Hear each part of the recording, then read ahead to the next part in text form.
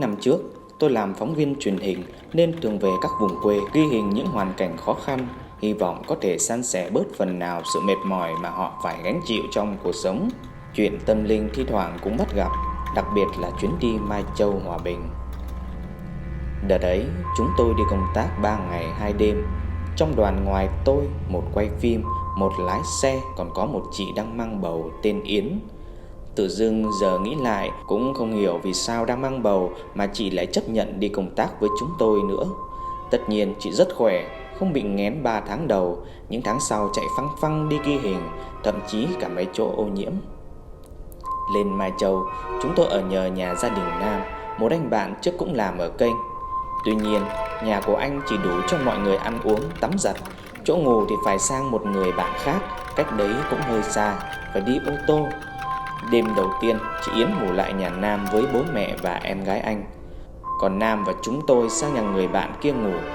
Thế nhưng, sang đêm thứ hai, do người nhà Nam qua đám cưới họ hàng vui xuyên đêm nên chị Yến theo chúng tôi sang nhà anh bạn kia ngủ chứ không dám ở lại một mình.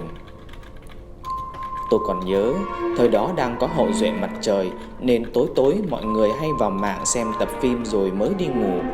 Thế nào mà hôm ấy, trước khi về, người yêu của Nam lại bảo tôi nằm cẩn thận vì vị trí mấy cột trên trần dễ gặp ma. Chẳng biết đùa hay thật, nhưng vốn yếu vía nên sau câu nói ấy, tôi sợ tụt hết các bộ phận, vội vàng đổi chỗ với anh quay phim. Người bạn kia sắp xếp cho chị Yến một cái đệm ở sát tường trái, còn chúng tôi ở bên phải, hai bên cách nhau 3 đến 4 mét gì đó. Tất nhiên là sau một ngày ghi hình khá mệt mỏi, tôi ngủ một giấc ngon lành. Thế nhưng đến khoảng 2-3 giờ sáng, tôi hết hồn khi nghe thấy tiếng kêu khóc và đập người. Giật mình tỉnh dậy thì hóa ra là chị Yến đang ngồi dưới chân khóc như con nít, kêu là gặp ma.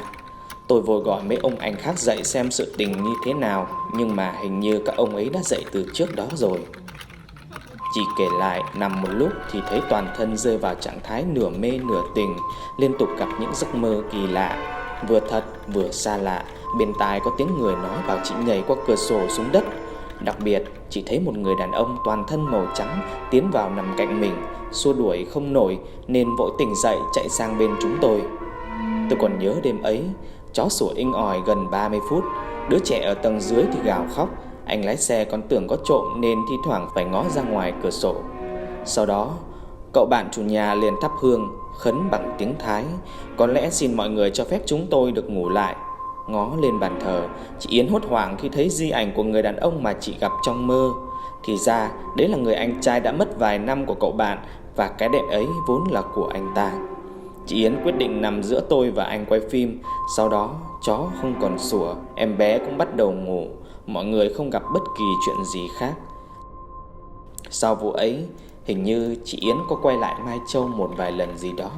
Tôi tự hỏi không biết những lần ấy chị có ngủ nhầm đệm của người đã chết hay không.